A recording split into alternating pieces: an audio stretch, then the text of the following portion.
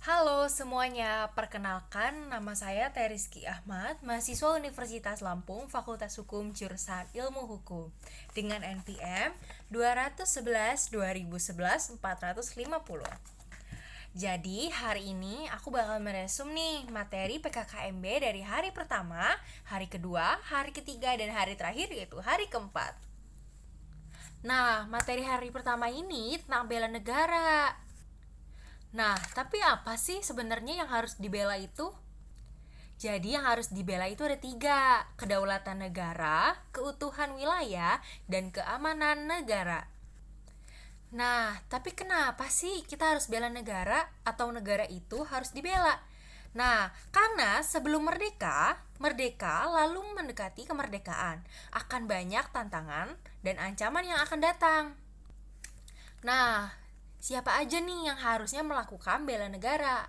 Nah, itu adalah kita semua, warga negara Indonesia.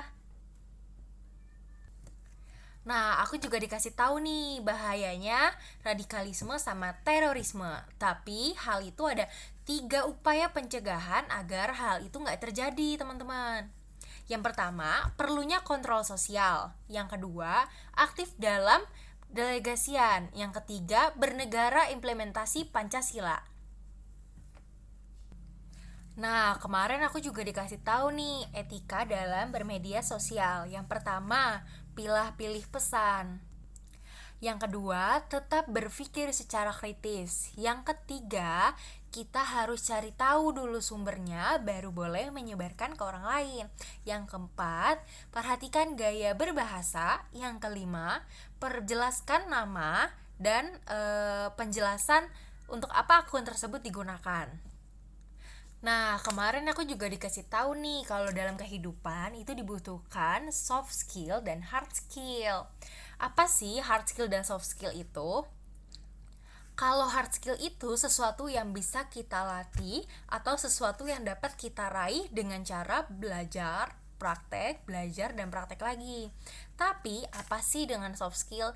Soft skill itu adalah kemampuan dari dalam diri sendiri, yaitu cara berpikir, berkomunikasi, dan itu jarang sekali ada orang yang bisa melatih itu. Nah, ada cara nih untuk kalian yang mau meningkatin hard skill. Itu bisa didapatkan di lembaga formal. Contohnya, perkuliahan, webinar, pelatihan, atau apapun itu yang ada mengadakannya.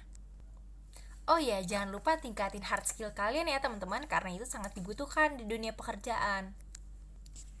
Nah, di hari berikutnya aku dijelasin nih tentang Dena Fakultas Hukum Universitas Lampung. Dan aku juga dikasih tahu apa aja fasilitas yang ada di sana. Sebelum menuju Dena, aku bakal kasih tahu nih alamat Fakultas Hukum Universitas Lampung. Jadi, itu adanya di Jalan Profesor Dr. Insinyur Sumantri Brojonegoro, Gedung Meneng, Kecamatan Rajabasa, Kota Bandar Lampung. Nah, ada apa aja sih di Fakultas Hukum Universitas Lampung? Yang pertama, ada gedung dekanat. Yang kedua, ada student lounge. Yang ketiga, ada gedung A bagian hukum pidana. Yang ketiga, ada gedung E, hukum internasional. Yang keempat, ada gedung hukum administrasi negara. Yang kelima, ada gedung B.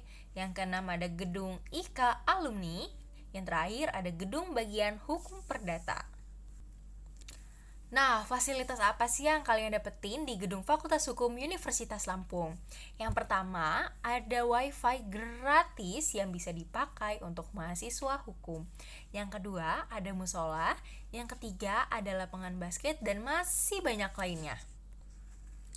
Dan selain Dena, aku juga diajari nih etika dan cara bersikap mahasiswa di dalam kampus. Pada saat PKKMB, aku diajarin bagaimana caranya mahasiswa mengambil sikap bertanggung jawab. Aku juga dapat ilmu nih, bagaimana menjalankan kerjasama internasional dalam mewujudkan World Class University. Yang pertama, menjalin kemitraan dengan PT kelas dunia. Yang kedua, mendorong untuk studi lanjut ke PT dunia. Yang ketiga, kolaborasi penelitian dengan top dunia. Untuk hari berikutnya, aku dijelasin nih tentang plagiarisme. Apa sih plagiarisme itu? Plagiarisme adalah perbuatan sengaja atau tidak sengaja untuk memperoleh nilai sebagian atau keseluruhan karya ilmiah punya orang lain.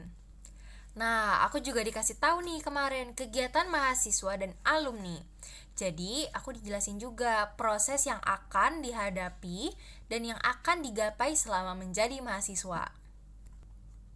Step-stepnya atau langkah-langkahnya, yang pertama menjadi maba dari Fakultas Hukum. Yang kedua, mempunyai hard skill dan soft skill. Yang ketiga, akan menjadi Fakultas Sarjana Hukum. Yang keempat, menjadi alumni yang sukses. Pada hari terakhir, aku dijelasin sangat banyak ilmu oleh dosen-dosen mahasiswa Universitas Lampung. Aku dikasih tahu nih dari berbagai macam hukum. Yang pertama hukum pidana, yang kedua hukum perdata, yang ketiga hukum administrasi, yang keempat hukum tata negara, yang kelima hukum internasional. Nah, mulai dari hukum perdata dulu nih. Hukum perdata adalah semua peraturan yang mengatur hak dan kewajiban perorangan dalam hubungan bermasyarakat. Selanjutnya ada hukum pidana. Apa sih hukum pidana itu?